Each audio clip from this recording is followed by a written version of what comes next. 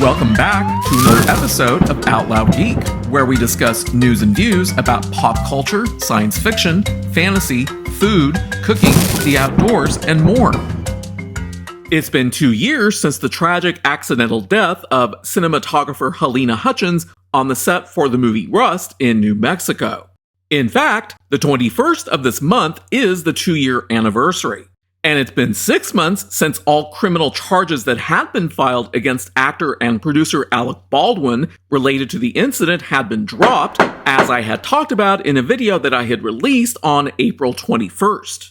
But now, prosecutors are planning to convene a grand jury to determine whether new criminal charges should be filed against Baldwin.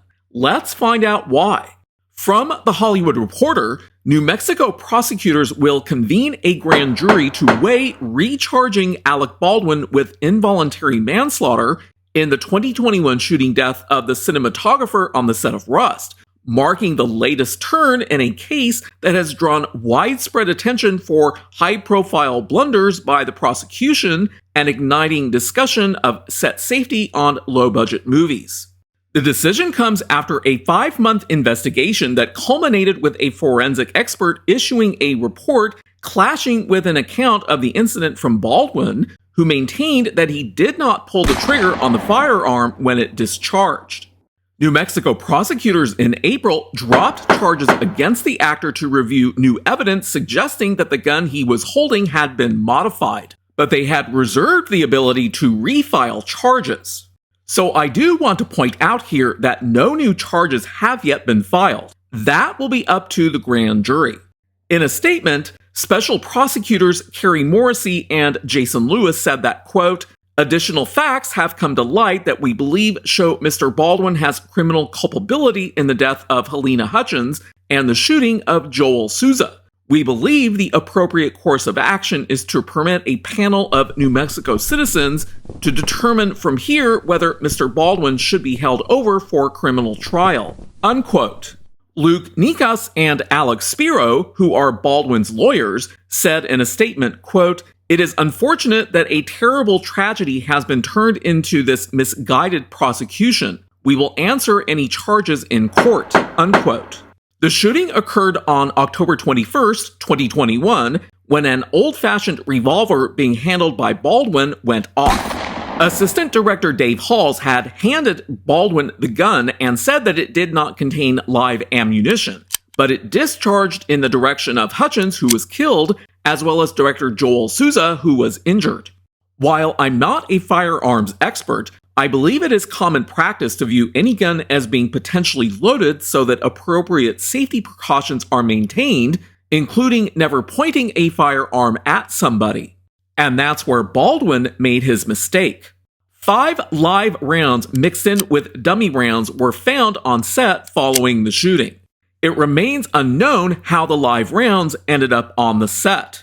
In their original case, prosecutors alleged that Baldwin, as an actor, should have assumed the gun he was handling was loaded with live rounds and known that, quote, "The first rule of gun safety is never to point a gun at someone you don't intend on shooting," unquote, according to the filing. He also neglected to undergo required firearms training prior to the commencement of filming, even after armorer Hannah Gutierrez-Reed requested more training. Baldwin was also alleged to have fostered an unsafe set by hiring Gutierrez-Reed as lead armorer and to have neglected to address multiple safety violations before the shooting, including prior misfires. Now, when they say prior misfires, I don't know whether that's referring to the same gun that Baldwin was holding at the time of the shooting or whether other guns had also misfired. That being said, I don't understand why they didn't simply remove the firearms that had misfired and retest all of the others being used on the set to ensure that they operated correctly. The decision to convene a grand jury puts a brighter spotlight on the prosecution, which has been marred by oversights. After Gutierrez-Reed and Baldwin were charged with 2 counts each of involuntary manslaughter, prosecutors were forced into downgrading the charges because they had cited a law that was not in effect at the time of the shooting. And that was very unprofessional and illegal on their part. Former Special Prosecutor Andrea Reeb, who was initially overseeing the case, was then forced to step down because of a conflict of interest with her elected position in the New Mexico House of Representatives. Also, Santa Fe District Attorney Mary Carmack-Altwies also excused herself from all matters related to the prosecution after the decision. Prosecutors, meanwhile, have been escalating their case against Gutierrez-Reed. She was charged in June with evidence tampering for allegedly offering narcotics to escape prosecution. A filing alleges she, quote, did transfer narcotics to another person with the intent to prevent the apprehension, prosecution, or conviction of herself, unquote. And this next line may explain the other allegations that have been made against her. The weapons supervisor was also accused of, quote, drinking heavily and smoking marijuana, unquote, in the evening during the filming of Rust and likely being hung over when she loaded the gun that discharged with a live round. And if that's true, that would be incredibly bad. Further details weren't disclosed. The charge was filed after the lead investigator into the shooting, Robert Schilling, was abruptly kicked off the case, sparking allegations that the prosecution is hiding evidence. In an email sent Tuesday to Carmack-Altwies, Schilling wrote, quote, the current special prosecutor has directed that I conduct no further investigation into this matter. The conduct of the Santa Fe County Sheriff's Office during and after their initial investigation is reprehensible and unprofessional to a degree I still have no words for. Not I, nor 200 more proficient investigators than I can/could clean up the mess delivered to your office in October 2022, unquote. Prosecutors are continuing to look into Baldwin's duty to oversee safety on the set of Rust. A New Mexico judge on October 10th ruled that the movie's production entity must turn over records that could indicate whether Baldwin shirked industry-wide set safety norms to shoot the film on a shoestring budget. Prosecutors are seeking documents between Rust Movie Productions and the actor, as well as his production company El Dorado Pictures. They are investigating the possibility that Baldwin stood to profit if he cut corners on set safety related to the use of guns.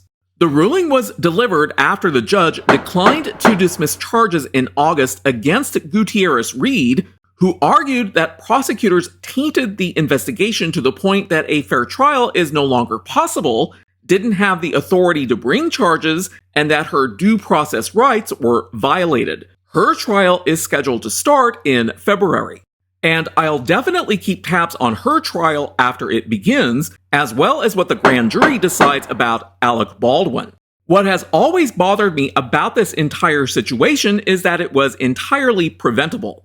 Now, while I'm not a firearms expert, I believe that I can say that any rounds being loaded into any firearms that were being used on the Rust movie set should have been checked to ensure that only dummy rounds were present, and it's quite clear that wasn't happening. Further, there never should have been any live rounds on the Rust movie set in the first place, and the fact that there were live rounds on the set shows a complete lack of basic set safety standards being used during the production. But as to whether a grand jury will indict Alec Baldwin is something that we'll all just have to wait and see whether that actually happens. At this stage, I honestly don't know whether he will be, and his defense team will undoubtedly work hard to cast doubts into the minds of the jurists. My only hope is that this tragedy is not repeated again on other movie sets. Thanks for watching today, and a huge thanks to everyone who has subscribed to our channel. We appreciate your support. If you enjoyed this video, please press the like button, and please feel free to share a comment. If you'd like to help support this channel, please press the red subscribe button, and please press the bell to receive notifications for new content. You can also find us on Facebook, Instagram, Threads, and Twitter by clicking on the links in the description. Until next time, this is Out Loud Geek.